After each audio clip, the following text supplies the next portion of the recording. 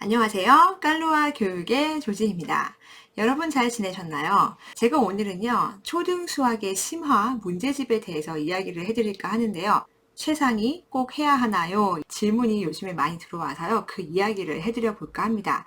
현재 자녀가 초등학생이라면 오늘 이 내용을 주목해 주시면 좋겠습니다.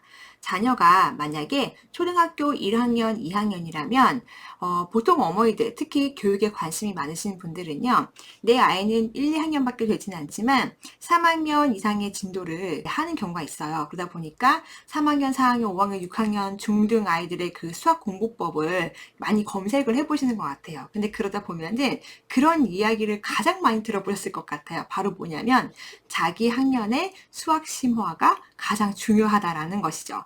맞아요. 자기 학년의 수학 심화는 굉장히 중요합니다. 왜냐하면 아이들이 보통 기본 개념은 알고 아이들이 그 문제 유형을 풀어보지만 심화 문제집을 풀어보지 않는다면 이 기본적인 그 개념들을 응용하고 활용해 보는 방법을 적용을 해보지 못한다고나 할까요? 그래서 문제가 조금만 어려워지거나 그 깊이가 깊어지면 아이들이 쉽게 포기하는 경향이 있어요. 그렇기 때문에 자기 학년의 심화를 꼼꼼하게 하는 게 더 중요하다고 항상 전문가들은 이야기를 합니다. 그리고 여러분은 이거를 알고 계셔야 돼요. 각 학년의 개념, 즉 선행을 하는 그 개념보다는요, 자기 학년의 심화가 더 어렵습니다. 예를 들어서 5학년의 개념은요, 3학년 심화 문제보다 더 쉽게 아이들이 느껴질 수 있습니다. 왜 그러냐면요, 개념 문제들은요, 개념을 익히고 그 관련된 그 유형의 문제들을 풀다 보면 규칙이 있어요. 그리고 그 개념을 한 가지만 적용하면 되기 때문에 내가 앞서서 배운 내용 있잖아요. 이거를 별다른 생각 없이 뭐 나눗셈이면 나눗셈 또는 뭐 분수의 나눗셈이면 나눗셈 그 방법을 그냥 그대로 그냥 익혀버리는 거예요. 그래서 바로 문제를 풀면 되니까 어려울 것이 없습니다. 그런데 심화 문제는 왜 어려울까요? 대부분의 심화 문제는요, 한 가지 개념만 들어있지 않습니다. 그 단원에 나오는 개념 플러스 전 한계에 나오는 개념, 그리고 또 그 전에 배웠던 개념들이 다 아우러져서 아이들이 조금 더 생각을 많이 해야 되는 문제들이 많다고 생각이 듭니다. 그리고 여러분께서 착각하시면 안 되는 것 중에 하나가 뭐냐면요. 심화 문제지라서 꼭 문장제 문제를 뜻하는 건 아니라는 거예요. 그거는 문제 유형의 형식이라는 것뿐만 기억하시면 좋겠습니다. 자, 그러면 심화 문제집 어떻게 선택을 해야 할까요? 자, 아이들이 1학년, 2학년 같은 경우에는요. 솔직히 말씀드리면 자기 학년의 심화 문제집을 꼭 풀어야 할 필요는 없습니다. 왜 그럴까요? 이미 유아 때부터 1학년, 2학년 수학을 한 경우에는요, 1학년, 2학년 되었을 때는 그 문제를 많이 접했을 가능성이 굉장히 높아요. 그러다 보니까 그 뭐 최상위 문제라든지 최고 수준의 문제라든지 이런 문제를 접해봤을 때, 나 이거 어디서 풀어봤는데? 나 이거 좀 해봤는데? 그런 느낌이 굉장히 많이 들 거예요. 왜 그럴까요? 바로 사고력 문제 유형과 많이 겹치기 때문이에요. 그래서 1학년, 2학년 학부모님들은 현재 1학년 수학, 2학년 수학 진행을 하거나 아니면 선행을 하는 경우라도 디딤돌의 최상위를 꼭 풀어야 한다. 이런 강박은 없었으면 좋겠다라는 생각이 들어요. 2학년까지는요. 교과의 최상위보다는 어떻게 보면은 사고력 문제 그리고 문장제 문제를 많이 경험해보는 그런 것들이 더 필요하다고 생각이 듭니다. 보통 사고력 수학하면 가장 많이 생각하는 문제집이 뭐죠? 바로 이 문제집이죠. 팩토, 그쵸? 자, 팩토 문제집은 아마 모르는 엄마들이 거의 없을 정도예요. 그쵸? 사고력 수학의 대명사라고 볼 수 있어요. 근데 이 팩토 문제집이요. 결코 쉬운 문제집이 아닙니다.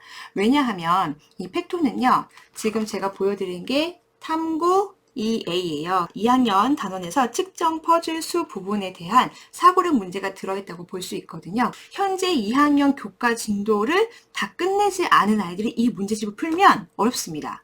그래서 아이들이 2학년 수학의 진도를 다 끝낸 상태에서 이 문제를 풀면 도움이 많이 되겠죠. 조금 더 수월하게 풀 수 있는 거고요. 그래서 팩토 문제집은요, 어떻게 보면 그런 심화서를 대체할 수 있는 그런 사고력 문제집이 아닐까라는 생각이 듭니다. 제가 오늘 문제집을 하나 준비를 못한 게 하나 있는데요. 바로 문제 해결의 길잡이입니다. 점점 학교의 평가들이 논술형 평가를 하고 있습니다. 그러다 보니까 그 근거를 우리가 서술을 해야 한단 말이죠. 그래서 그때는 문제 해결의 길잡이 그 문제들이 도움이 되기 때문에 1학년이면 1학년, 2학년이면 2학년 그 문제집을 풀어봐도 좋겠다라는 생각이 듭니다. 자, 3학년부터는 어떨까요? 3학년 때부터는요. 이제부터가 본격적인 교과 공부가 시작되는 시기입니다. 그때부터 이제 학교에서 평가도 아마 자주 할 거예요. 단원평가뿐만 아니라 선생님께서 쪽지시험 보는 경우도 있고요. 그리고 논술력 평가 당연히 하게 되어 있죠. 자, 학교 시험으로 적합한 문제집은요. 제가 추천드리고 싶은 거는 바로 디딤돌 초등수학 기본입니다. 제가 보기엔 지금 보여드린 초등수학 기본 정도면은 충분히 학교 평가에 대비할 수 있다는 생각이 들고요. 우리 학교는 조금 내신이 어려운 편이에요. 그러니까 논술력 평가가 조금 어렵게 나옵니다. 라고 한다면 아마 디딤돌에서 초등수학 기본 응용 정도까지는 풀면 다 맞지 않을까라고 생각합니다. 보통 최상위 문제까지는 거의 나오지는 않더라고요. 보통 응용 정도 수준에서 문제가 나온다고 생각을 합니다. 그렇기 때문에 초등수학 기본을 하시던지 아니면은 기본 플러스 응용을 준비하시면 학교 시험 대비에는 충분히 될 거라고 생각이 들어요. 저희 아이는 현재 3학년인데 6학년 수학을 하고 있어요. 즉 선행을 하는 아이들이 있죠.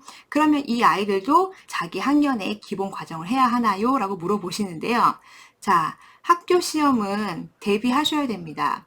아이들이 선행을 하고 있다고 하더라도요. 현재 자기 학년 거를 다 알고 있을까요? 절대 전 아니라고 생각해요. 잊어버려요. 네, 선행의 폐해가 바로 그거거든요. 자기 학년의 기본적인 개념을 잘 못 챙길 수 있다는 거. 그쵸? 그러다 보니까 내 아이가 선행을 한다고 해서 당연히 자기 학년 건 당연히 다 맞겠지라고 생각을 하시면 안 됩니다.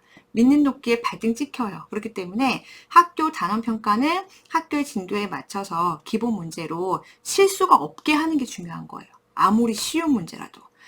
우리 아이는요, 쉬운 문제는 틀리고 어려운 건 맞춰요. 자랑이에요? 그 자랑이 아니에요. 쉬운 문제까지 다 맞아야 되는 거예요. 쉬운 문제는 왜 맞아야 되죠? 기본적인 개념이 확실하면 쉬운 문제를 틀리지 않습니다. 그렇기 때문에 자기 학년의 기본적인 내용들은 충분히 숙지하는 게 필요해요. 그래서 너무 많이 선행을 나가는 거는 저도 사실은 권장하는 바는 아니에요. 케이스 바이 케이스지만 어떤 친구들은 물론 그렇게 공부를 해야 하는 아이들도 있지만요. 학기 중에 좀 풀만한 문제집들이 있어요. 특히 3, 4, 5, 6학년 때 제가 또 추천하는 문제집은 하나는요. 쌩이에요. 제가 오늘 이 추천드리는 문제집들을요. 모두 다 구비를 하고 모두 다 풀 필요는 없어요. 그래서 서점에 가보시고 내 아이에게 잘 맞는 문제집을 선택해서 풀리면 좋겠다는 생각이 듭니다. 쌤 같은 경우에는요. 수학을 잘 받아들이는 아이들에게 되게 좋은 문제집이에요. 왜냐하면 기본적인 설명이 아주 간단하게 되어 있고요. 대신에 문제 우리 유형서라고 하죠. 그래서 정말 다양한 문제들이 있어요. 아이가 알고 있는 개념들을 다양한 유형을 경험해보면서 제대로 알고 있는지 파악을 해보는 거거든요. 센 문제집 같은 경우에는 A형, B형, C형으로 나누어져 있어요. 그래서 A형은 아마 디딤돌의 기본 되는 수준이고요. B는 디딤돌에서 응용과 비슷한 수준입니다. C는 어떨까요? 디딤돌에서 최상위 S, 최상위에 들어있는 문제들도 속해 있습니다. 쌤 같은 경우에는요, C형의 문제수가 그렇게 많은 편은 아니에요. 그냥 유형서라고 보시면 될 것 같아요. 그래서 아이가 B단계까지는 충분히 다 풀 수 있을 정도로만 만들어주시면 되지 않을까라고 생각이 듭니다. 그래서 C형을 풀려보시는데, C형에서 혹시 정답률이 80% 이상이면 괜찮은데요. 80% 이하라고 한다면 저는 심화서 중에 조금 더 쉬운 심화서를 조금 풀려봤으면 좋겠다라는 생각이 들어요. 언제? 방학 때. 방학 때 풀어도 돼요. 학기 중에 못 풀겠다면 방학 때 해도 전혀 문제는 없습니다. 그럼 학교 평가 대비해서는 보통 센서 B단계 정도를 잘 해결을 하면 학교 평가에서는 아마 무리 없이 잘 볼 거라고 생각이 듭니다. 꼭 C형까지 풀어야 학교 그 평가를 잘 봐오는 것은 아니에요. 초등 단계에서는. 이렇게 보시면 좋을 것 같고요. 자, 그 다음에 이제 우리가 제일 궁금해 하는 거. 최상위 해야 되느냐, 말아야 되느냐, 그쵸? 딸 문제집이라서 이름을 써놓긴 했는데 바로 이 최상위 수학이죠. 아이고 이름 보였네. 자, 최상위 수학인데 최상위 수학 어렵습니다. 어려운 거 맞고요. 1학년, 2학년 최상위 수학까지는요. 아이들이 그래도 해볼만 하다고 했습니다. 그런데 3학년 이상의 단계부터는요. 굉장히 어려워하죠. 너무너무 어려워요. 근데 대부분의 초등 선행을 하는 학원들은요. 디딤돌 응용 플러스 개념 유형 파워 플러스 최상위를 하는 경우가 있어요. 꼭 마지막에 꼭 최상위를 해요. 최상위를 하는데 이 최상위 진도를 굉장히 빨리 나가요. 일주일에 보통 한 단원 정도 학원에서는 아마 보통 이렇게 나갈 텐데요. 이거를 잘 따라가면 괜찮은데 아이가 만약에 정답률이 50% 이하다 해야 돼요? 말아야 돼요? 당연히 안 해야 되죠. 얘한테 도움이 지금 안 돼요. 예, 그 아이에게는 오히려 디딤돌 응용 정도의 문제 수준을 조금 더 접하는 것이 도움이 될 수가 있죠. 근데 이런 아이들이 있어요. 디딤돌 응용 수준의 문제는 좀 쉽게 푸는데 선행을 하더라도 최상위는 응용과 최상위 사이의 갭이 크다 보니까 최상위는 너무 어려워하는 거예요. 너무 어려워해서 그냥 심화 문제집 푸는 걸로 포기해야 되나? 그냥 센으로만 풀을까? 아니면은 디딤돌 응용으로만 풀을까? 이런 생각을 할 수도 있단 말이죠. 근데 포기하지 마세요. 포기하지 말고요. 심화서를 최상위보다는 조금 더 쉬운 단계를 해보는 것도 저는 좋겠다라는 생각이 듭니다. 그래서 디딤돌에서 나온 게 바로 뭐죠? 최상위 수학 S. 제가 보기에는 이 S가요. 되게 잘 만들었다는 생각이 사실 듭니다. 왜냐하면 문제 유형에 대한 설명과 그 유형을 연습해 볼 수 있는 문제들이 조금 체계적으로 잘 되어 있다고 생각이 들거든요. 그리고 최상위 수학 같은 경우에는요.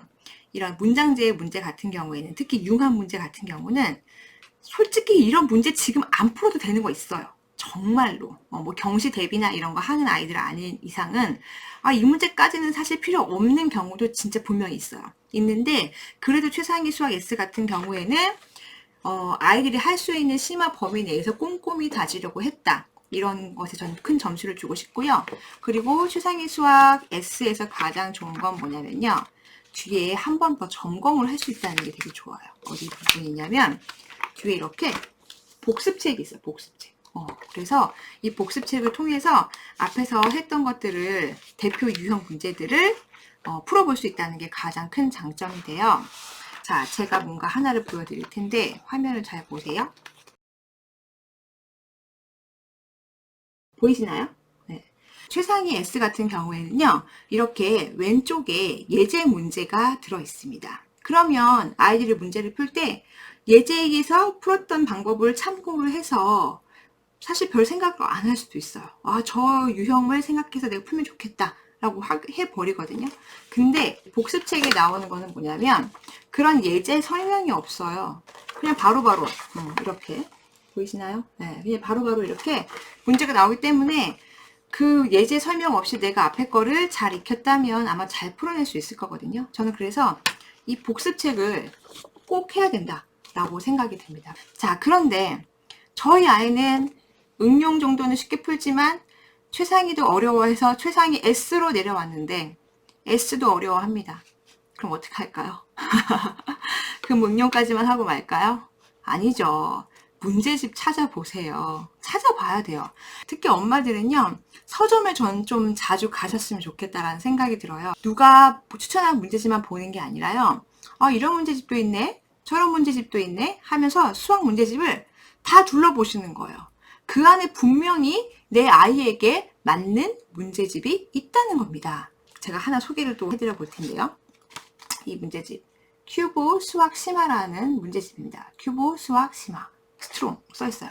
이 문제집은 3학년 이상부터 지금 나오고 있고요. 동아출판사 거예요. 저는 처음 봤을 때 어떤 생각이 들었냐면 편집 구성이 되게 조잡하다. 엄청 조잡하다. 그리고 좀 풀기 쉽게 생겼다고 생각했는데 막상 제 아이를 풀려보니까요. 이 문제집 좋은 문제집이구나 라는 것을 알게 됐습니다.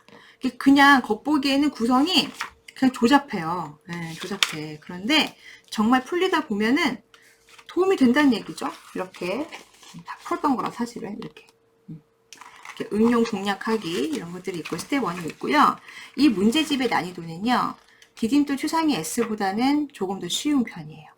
아이가 혹시 디딤돌 응용 정도의 수준보다 조금 더 어려운 문제를 풀기를 원하시고 정답률이 좀 높았으면 좋겠다는 생각이 든다면 저는 이 문제집도 추천을 드리는 편입니다. 특히 이 문제집 뒤편에는 뭐가 있냐면요. 경시대비 문제가 있어요. 경시대비 문제가 있는데 이 경시대비 예상 문제가 그 수준이 어느 정도냐면요. 한 해법 경시 정도 되는 것 같아요. 그리고 해법 경시에서 우리 마지막 두 문제 정도보다는 조금 더 쉽다. 예전에는 뭐 교내 경시대회 이런 것도 있었잖아요. 지금은 거의 없지만 그래서 그 정도 수준이다. 그렇기 때문에 아이들에게 조금 자신감을 줄 수 있는 심화 문제집이 아닐까 합니다. 그러니까 우리는요. 너무 꼭 디딤돌 추상위를 꼭 해야 된다는 그런 강박에서 벗어났으면 좋겠어요. 추상위 문제가요. 아이에게 도움이 되는 아이가 있고 그리고 그렇지 않은 경우도 있어요. 굉장히 좌절감만 맛보게 하는 경우도 분명히 있거든요. 그렇기 때문에 아이 수준에 맞춰서 이 심화의 그 진도, 그 다음에 심화의 깊이도 전 달라야 된다고 생각이 듭니다. 큐브 수학 심화 정도 풀잖아요. 그러면은 학교 수학에서 웬만한 어려운 문제는 다 맞출 수 있어요. 네, 그리고 해법 수학 경시 대회에서도 최우 수상 정도는 저는 받을 수 있다고 생각이 들거든요. 내 아이가 너무 최상위 수학을 어려워한다면 조금 더 쉬운 문제집으로 바꾸셔도 좋겠다라는 생각이 들어요. 전체 뭐 수학 문제집을 다 보여드리면서 비교할 수는 없고요. 좀 대표적인 수학 문제집들만 설명을 드려봤습니다. 요지는 무엇이냐? 꼭 최상위를 해야 된다는 것이 아니라 아이마다 심화 문제집 선택이 달라야 한다는 것이에요. 예, 그리고 가급적이면 자기 학년의 심화 문제집을 풀 때 2학년까지는 심화도 중요하지만 사고력 문제를 조금 더 접하게 해보자. 그리고 문장제 문제도 접하게 해보자. 이렇게 해보시면 어떨까라는 생각이 듭니다. 우리 아이들 수포자 안 될 수 있어요. 진짜예요. 네. 왜냐하면 내 아이에게 맞는 공부법, 맞는 난이도, 맞는 문제집을 주신다면요. 아이들이 조금 더 수학을 즐겁게 할 수 있을 것 같습니다. 오늘 내용이 도움이 되셨으면 좋겠습니다. 감사합니다.